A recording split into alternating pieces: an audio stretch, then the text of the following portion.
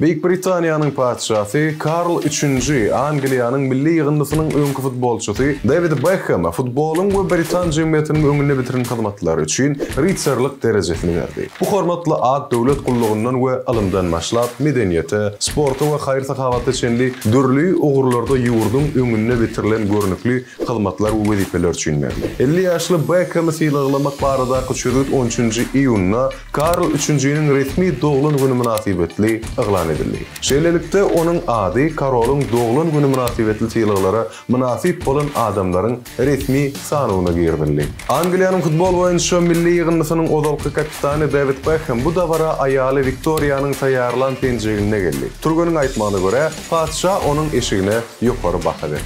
2013-nji ýylda karýerasyny tamamlanan Beckham futbol taryhyna uly iz galdyrdy. Häzir ol Lionel Messi'niň çykyşy diýen Inter Miami klubynyň eginleş eýetdi.